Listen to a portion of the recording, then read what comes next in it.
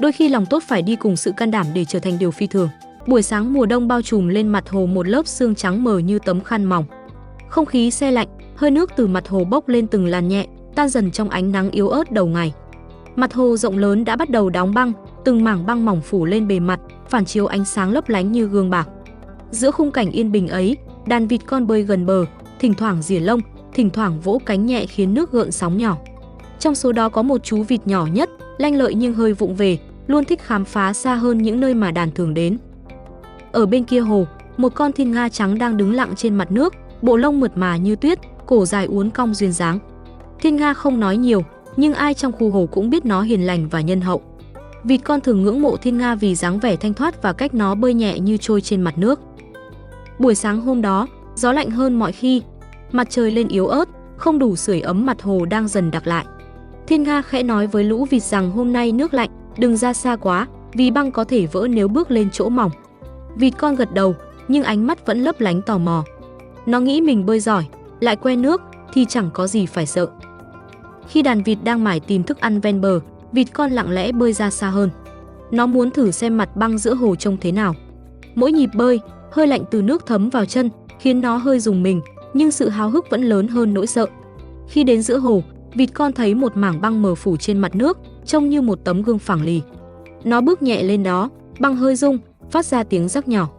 Vịt con khẽ cười, cảm thấy thú vị, rồi bước thêm một bước nữa.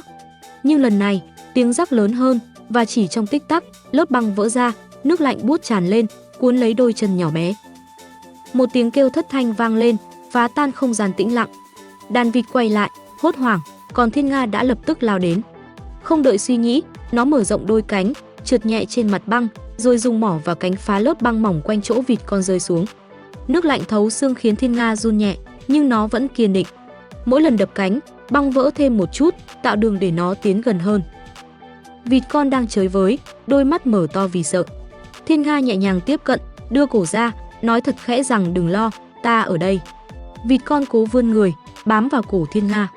Thiên nga dồn hết sức, đạp mạnh xuống nước, rồi dùng đôi cánh đẩy mình về phía bờ. Nước lạnh tạt lên mai, gió cắt qua lông, nhưng nó không dừng lại.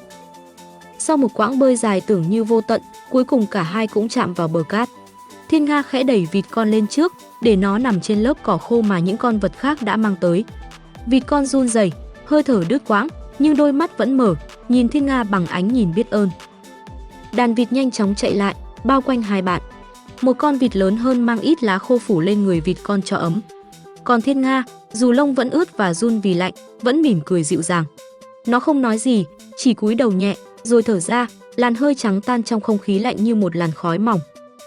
Khi mặt trời lên cao hơn, hơi ấm yếu ớt bắt đầu lan xuống mặt hồ. Vịt con từ từ tỉnh táo, co mình lại rồi đứng lên.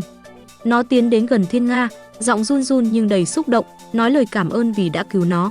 Thiên nga chỉ đáp nhẹ rằng nếu thấy ai cần giúp thì không cần nghĩ nhiều, chỉ cần làm điều đúng. Câu nói đơn giản ấy vang mãi trong đầu vịt con. Nó hiểu rằng lòng tốt không chỉ là lời nói hay ý nghĩ, mà còn là hành động, đôi khi phải đối diện với điều khiến ta sợ hãi. Buổi chiều, khi mặt trời sắp lặn, ánh hoàng hôn nhuộm đỏ mặt hồ, những mảng băng tan dần phản chiếu ánh sáng vàng rực. Vịt con ngồi cạnh thiên nga, lặng im nhìn dòng nước lăn tăn, nghe tiếng gió nhẹ thổi qua những nhành lau khô. Nó nói nhỏ rằng nước hôm nay lạnh thật, nhưng lòng nó lại thấy ấm.